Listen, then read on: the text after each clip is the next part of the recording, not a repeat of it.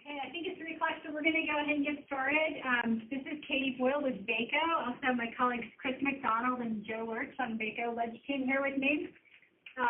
Thank you to those of you for bearing with us. If you dialed in at 2 and hung in with us till 3, I appreciate it very much. If you're just dialing in now, you're right on time. We are very thankful today to have Commissioner of Elections Chris Piper here with us to discuss an issue of concern to a number of our members, which is voters who have potentially been misassigned. Just a couple of housekeeping measures. We can mute some of you, but it's probably best if you just mute your phone yourself. I think *6 would work, or else the mute button on your phone. If you'd like to ask a question, there's a chat box that's up at the top of your screen, and if you just type your question in there, we will read them out, and I'll let the commissioner say how he wants to handle them. But there is an opportunity to ask questions. And we are recording this webinar, and we'll be posting it on our YouTube channel later this week. So without further ado, let me introduce our distinguished guest, Commissioner Piper, the Commissioner of the Department of Elections. Previously, he was the Deputy Director of the Virginia Tobacco Region Revitalization Commission. And prior to that, he was Executive Director of the Virginia Conflict of Interest and Ethics Advisory Council. And prior to that, he had another stint at the Department of Elections as Manager of the Campaign Finance Division and Manager of Election Services. So we are very appreciative of him taking his time today to walk us through this issue. And Commissioner, I'll turn it over to you. Well, thank you. And thank you to everybody for joining in. It's an incredible opportunity to be able to speak with you all about this incredibly important issue. And to know that I'm going to be on YouTube, I think my kids are going to freak out. It'll be great. I might actually be cool. That's probably not going to happen. But anyway, I did want to go over this presentation. I presented this basically the same thing to the State Board of Elections a few weeks ago, and I've been in contact with your organization here at VACo on this very important issue. And so I just want to preface all of this by letting you know that this is important to us.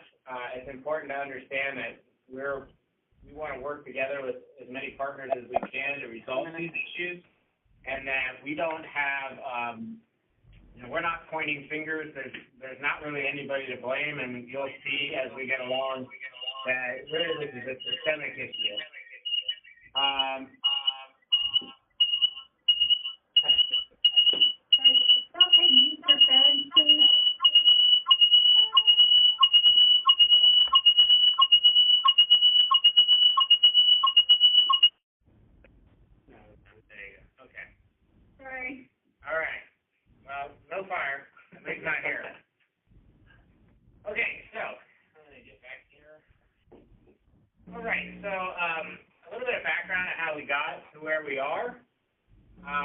Most of you will remember in 2017 during the House of Delegates election, there were voters found to be improperly placed in the House of the 88th House Delegates District when they should have been in the 28th.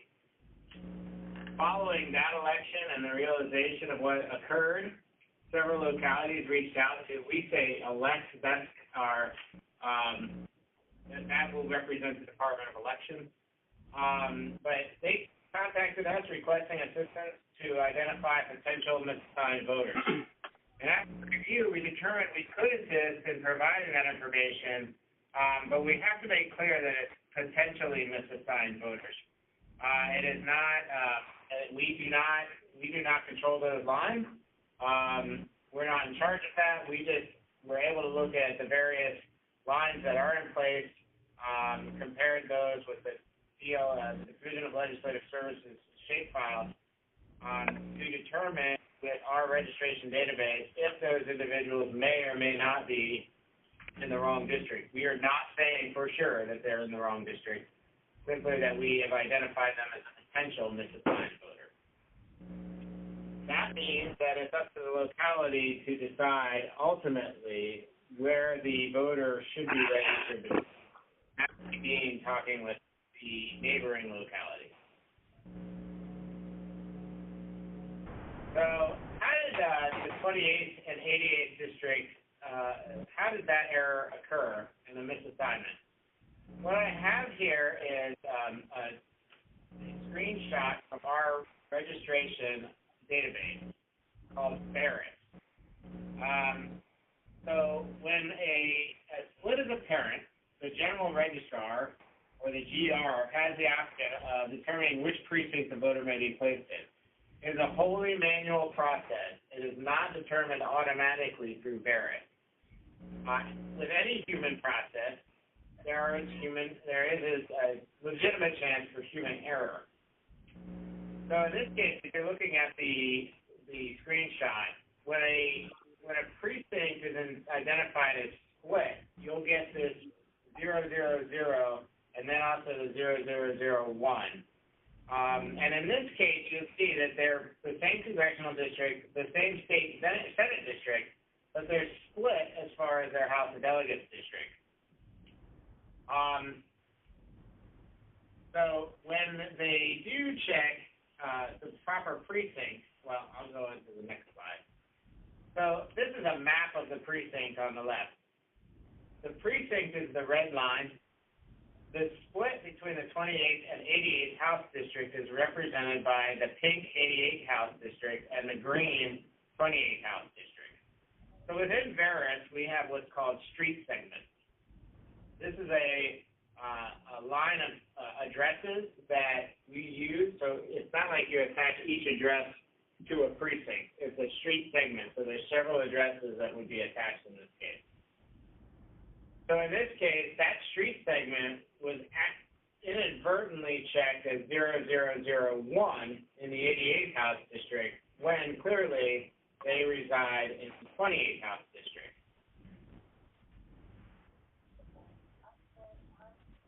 So that was the issue with human error and how the database works. We also, in our review, discovered some issues with the law that come into play. So the Code of Virginia does not provide any single entity explicit oversight regarding modification of local election district lines. So in other words, the General Assembly draws congressional House and Senate. The localities draw the local district lines, as you're all very well aware. And all we do at the Department of Elections is provide VARIS, which is set up to allow for the registrar to link voters to the appropriate district and their precinct. As far as the requirements from there, the localities do send the data on their precinct lines, but we do not have any authority to go in and verify, review, nor do we really even have the technology at this point. We're not provided in code the oversight of ensuring those voters are properly placed in the correct district or precinct. Another thing about the law is this section where it says parts of counties and cities listed are, well, I can't read this. Can I get rid of that? Oh, I can just look at that. Perfect.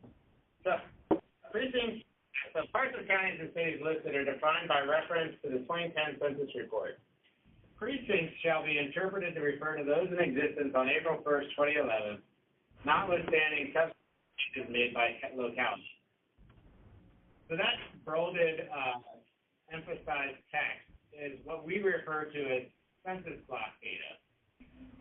So census block data is when you have a change to your county line, you and another county, County A and County B, agree that the county line is here. Theoretically, you send that information to the Division of Legislative Services, who report it to the U.S. Census Bureau, and they create census data. In 2011, after redistricting takes place, those lines are frozen. They're frozen in place. And at any time, if County A and County B in 2015 decide to change that, it doesn't change what's in the law. So those precinct lines and that district line have to stay in place until the next redistricting cycle. This can also occur if there is a mistake in the census block data. There is nothing we can do to change that. The law states that the line is the line as it was on April 1st, 2011. So how did we do what we did? We use GIS mapping software along with the U.S. Census block data, which is a shapefile found on the Division of Legislative Services website. And we define GIS as the Geographic Information Center system, integrating hardware, software, and data for capturing, managing, analyzing, and displaying all forms of geographically referenced information or location information.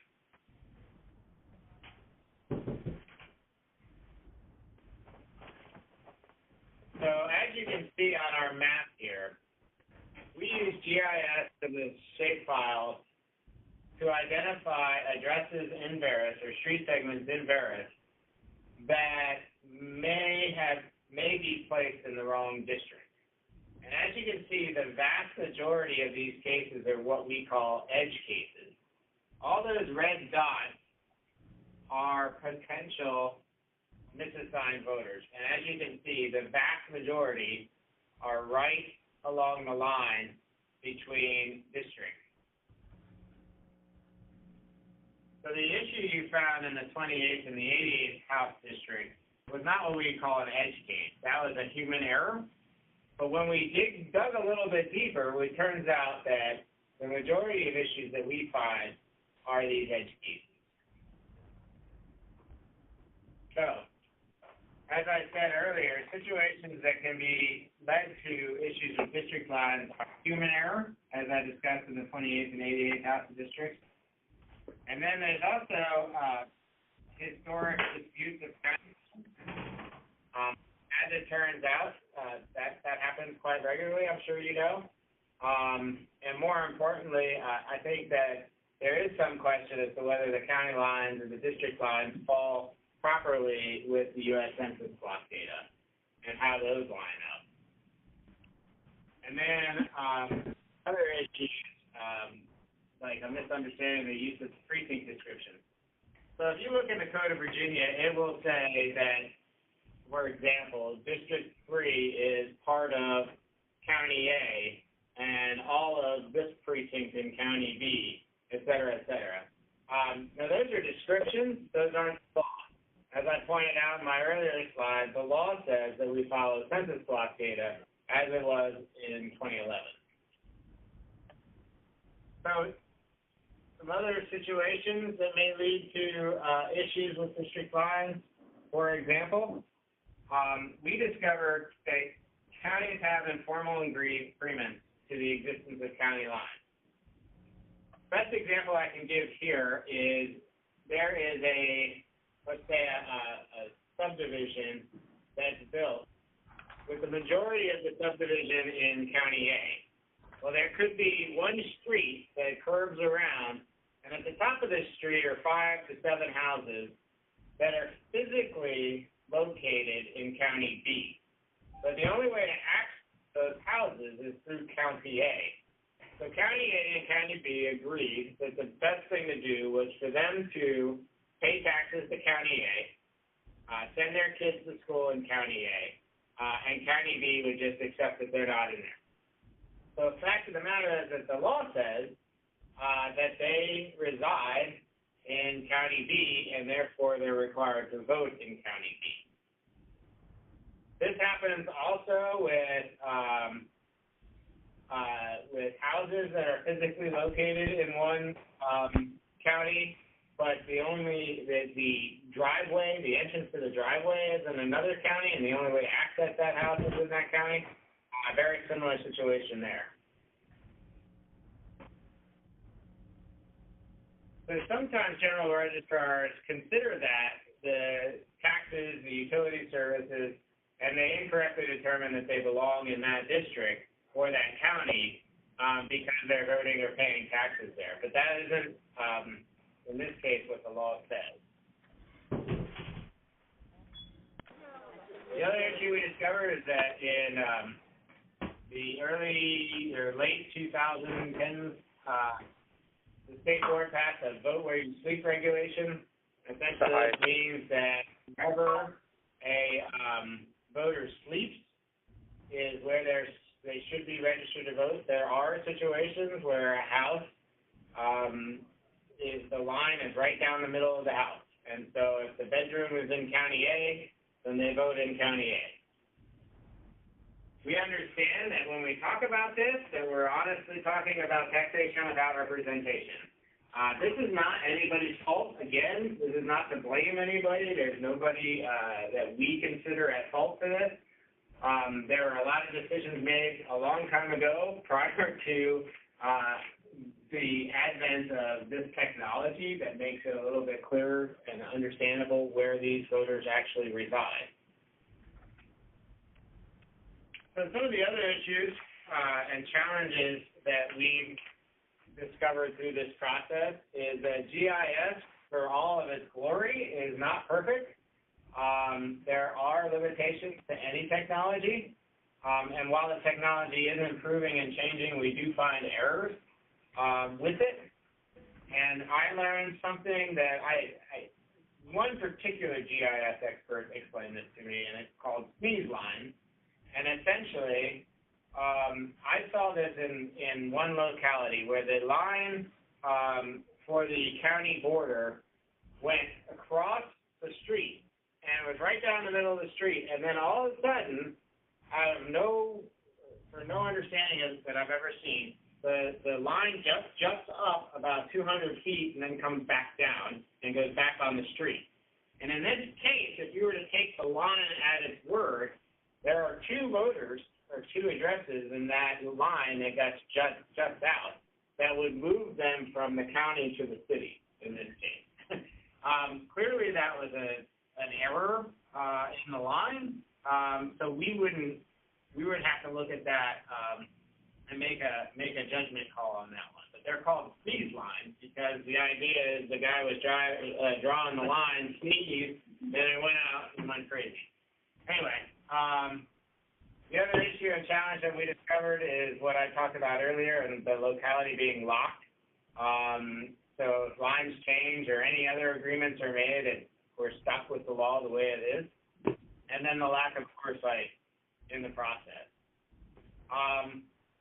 So last but not least, we are pledging, as I started at the beginning, to work with the legislature and with all localities to determine how to improve the process.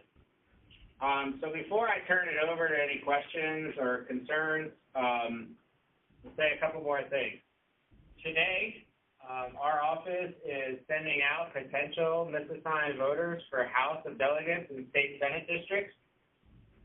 We don't expect as many issues because we don't have as many House of Delegates and state Senate districts that run along county lines. However, it doesn't stop these other issues from creeping in. And so our advice has been from the beginning very simple. We don't oversee this. If we send it to you, it doesn't mean you have to change them. It says review them, look at them, and make the best decision for each locality. We don't have any oversight, and we can't punish you for not moving them. And we don't even know for certain that what we've sent you is in fact correct. What we do know is that we've identified them as potentially misassigned, and we do ask that the General Registrar review.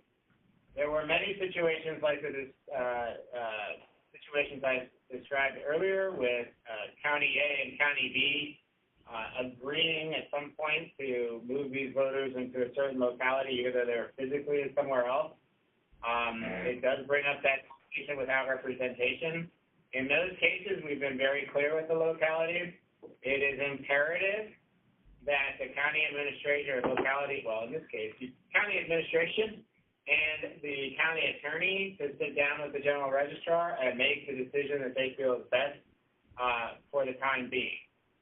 And then I continue to work with Katie and the team here at VACo, along with the legislature and the administration, to ensure that we will resolve this problem whatever ways necessary legislatively, and then as we get closer to the redistricting process in 2021 to make sure that we've handled these issues going forward.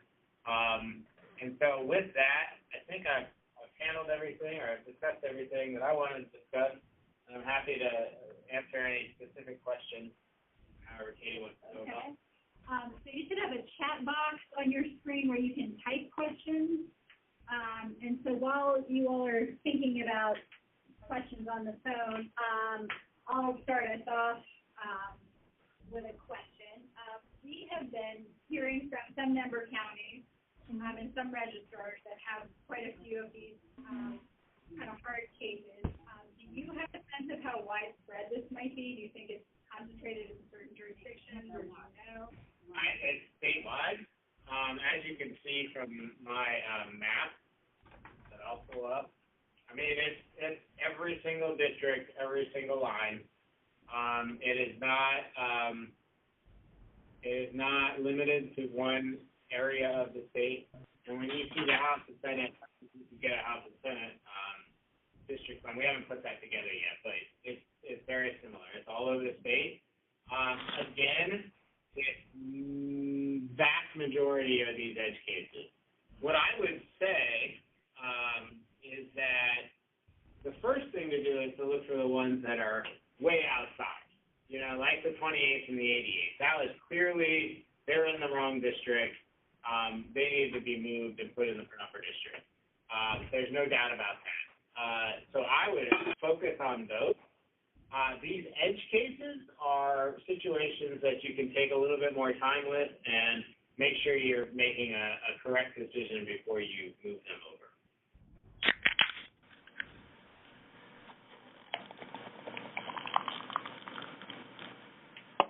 I'll throw another one out to you. You mentioned the next redistricting coming up, the next census. What are some things that localities could be doing, should be doing, can be doing to make sure that the lines are right going forward, to kind of make sure that we have an easier road next time? Well, so many of you are probably aware that the Division of Legislative Services has sent out a request. February 1st, I believe, is when they want the lines frozen. Precinct lines are frozen at that point. So I think it's imperative that localities begin to look at their lines, their census data, census block data, reviewing that, talking with their GIS folks if they're working with GIS folks, to ensure that that information is up to date and ready to go February 1st. Because after February 1st, I know in one locality or two localities, they have agreed, okay, these houses need to be in this, in County A. So they're going about the ordinance process to make that happen, and then that has to be reported properly to the Census Bureau Division of Legislative Services. So we're looking at a tight window here. It's August. In 2 days, right? So we're looking at 6 months. So I would be reviewing your lines, ensuring that the census block data matches your understanding of them. If there are historic disputes, take a look at those. One thing that I can tell you is that there have been natural boundaries for locality lines. Natural boundaries move. Creeks don't care. Is the line I heard. So be checking those as well, just to be absolutely certain that the census block data matches what your belief is, and get that worked out with your locality neighbors. But February 1st is a big day, because there's nothing we can do. That's federally mandated, part of the redistricting process. So if we don't get this taken care of by then, we're kind of stuck. And, are there some resources at the state level? I know most localities, not all, may have their own GIS, but are there some resources that could help at the state level for these types of issues, or? Well, that's one of those things that we all need to work together to try and resolve. There is, to my knowledge, no. Again, we're not using anything sophisticated. We're not using anything that's not available to the general public. It's not expensive. So I would encourage you to talk with your locality, neighbors, those who use a GIS, if you don't, to see what's available to you and what you can employ for your locality. Joe, I'm Rich, I have one question, and going back to the April 1st, 2011 date. So that's locked in, whatever locality you're assigned to is where you will vote. So, if I understand that correctly, and now I'm getting into more of the weeds, we have towns that will do annexation.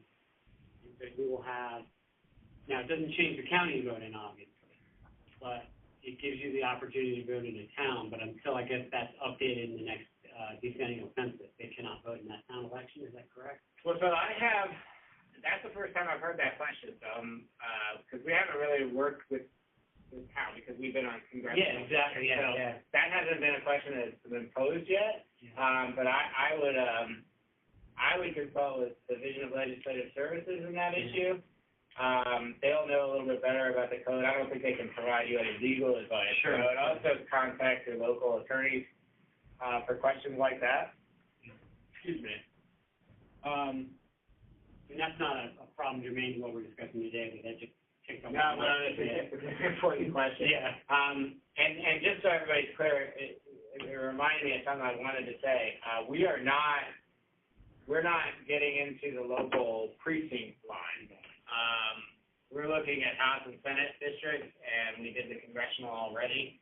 We will not be drilling down to the precincts, mostly because we just don't feel comfortable with that information. We have a question here. Okay, we have a subdivision physically located in the adjoining county. If I understood correctly, they should vote in the county where the house is located. Will this change where they vote in the next election, or are they locked in to vote in the adjacent locality because precinct lines have to stay until next redistricting? The two counties have agreed to redraw the line. That is, if we go through the process to redraw the boundary between the two counties, will those citizens then be able to vote in the county where they are now physically located? This is where they have been voting by agreement between the two counties. Okay, so unfortunately, there's not much of an answer I can give you there. This is one of those things that's it's mitigated risk that you have to talk about with your locality, your local administration and your local attorney. I can tell you what the law says, but I can't give you guidance in that realm. Because if you go to court because a voter sued you, I will not be representing you. And that's not because I don't want to, but because I'm not an attorney, and also I don't have that authority. So I would bring that question to your local attorney and to your local administration and decide what you feel is best. I can say that there are localities who have decided to go ahead and keep them where they were, even though they're physically residing in another locality, because that was their decision. And so ultimately it comes down to what you all decide, and understand that your attorney needs to represent you if something if somebody were to question that decision. I think the next question I have is, what do we do if we find there is an error? I'm not sure how, that's not incredibly specific. If it's an error that we have provided, so I want to point out that what we provide is not what we say is the law or the rule, that those are potential misassignments and not guaranteed to be misassigned. So we send those to you for review, for each locality to review and make a decision.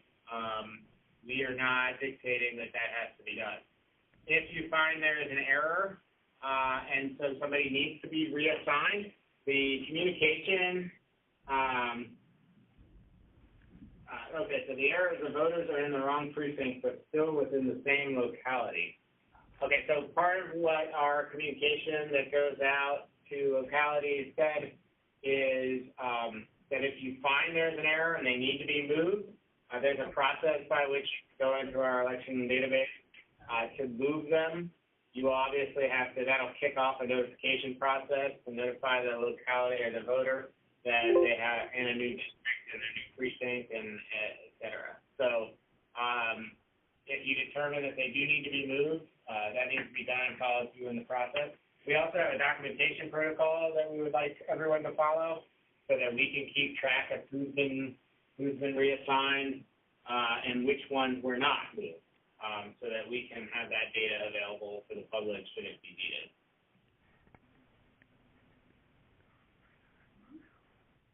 If anyone's having trouble finding the chat box, I'm told it looks like a blue bubble with a chat icon, if there's anyone looking for it.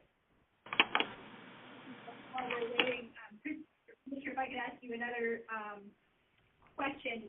I could sort of see voters coming to their new polling place if they had to be moved, if they were misassigned, and being confused. Are you all at ELECT putting together some materials for poll workers, election officers to sort of have to explain, if someone comes in and is confused or unhappy? So that's actually nothing new. So I don't know that we're going to be doing anything, different than what we've done before. We have voters in every election come in confused that they're in the wrong district or that their precinct has changed or et cetera, et cetera. So I would say that our poll workers are well equipped to handle that without any additional instruction. We may flag it as something that would be a little bit more prevalent this year as a result of that. The good news is that we have congressional elections this year, so much fewer than the House and Senate, and there's less confusion. Again, it's really the ones that were severely misassigned, like an error with the database and the way they entered it. And we found a few of those, but not the vast majority of these edge cases. My recommendation is really goes to the registrar, and making sure that if they have moved somebody, that they do send out the new voter card, which is required by law. But, maybe an extra step of following up with them and explaining what's happening. I know many registrars sent out a letter that was, hey, this is how it happened and this is what happened, to make it clear. The other thing I would do is make sure you keep your administration, your locality informed on what actions you've taken so that they can, that they can be aware if constituents are complaining or have questions and they're going directly to them. I would work with your leadership in that capacity as well. But to directly answer your question, we have voters that come in thinking they're, supposed to vote for this one or vote for that one, and so it's not something unusual that they haven't handled many times in the past.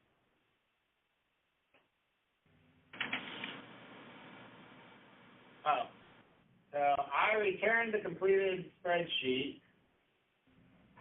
Okay, let's figure it out. All right. When should we expect to hear back from ELECT about the verification of addresses verified by localities as having been misassigned? Well, the emails from ELECT about the voter misassignment project indicated that we should notify ELECT of our findings, final instructions, return the completed. So you haven't heard, and then they follow up basically, but despite notifying ELECT of these findings, I haven't heard the first thing back since May. So maybe contact me directly on that.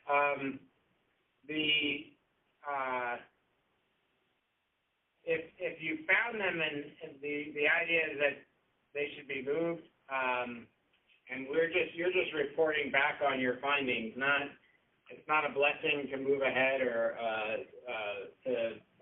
for you to go ahead and move them. It's really just for tracking purposes.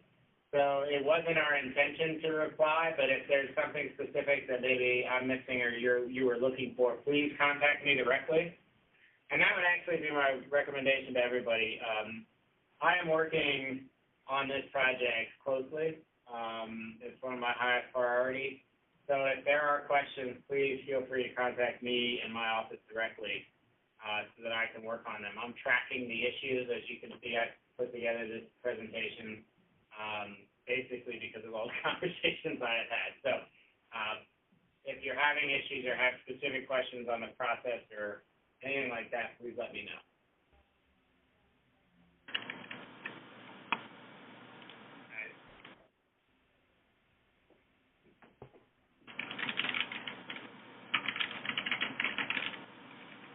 Here's somebody curiously typing away. Typing, yeah.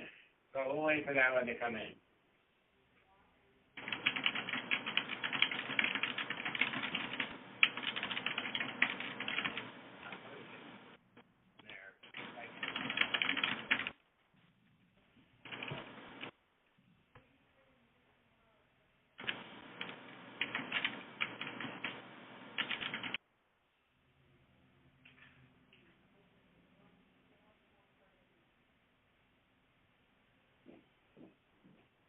We're waiting for more questions to come in. I may have misinformed you before. I think the chat box is on the bottom of your screen, not the top. Sorry, it's on the top of our screen. So, and it looks like a little blue bubble.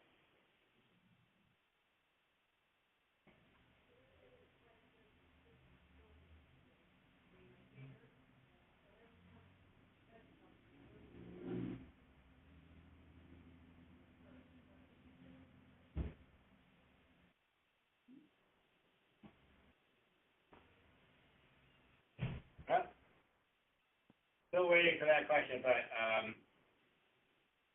don't know, is there anything else? I think, I guess if any other questions come through, just send them to me and I'll be happy to respond to them directly. I'd be glad to do that. And like I said, we continue to work on this issue and we expect more issues to come up with the House and Senate. And I think that ultimately, I know this is frustrating and it has been, but, you know, if we put it in the context of the fact that technology and the law are forever going to be fighting with each other. And this is one example where technology has outpaced the law. And so we just need to look at the whole system and the whole process and determine where the updates need to be made based on the changes to technology. I think if we all work together, that we'll find some very positive things in the future. Commissioner, I want to thank you for spending so much time with us today and for our other conversations that we've had about this issue. I know we will continue to have more conversations on this as we work through this and as we get closer to the next General Assembly session. So I want to thank you for your partnership with localities on the issue. I'm happy to collect questions from other folks and send them to you. And I think with that, we will conclude. Thank you all for your participation.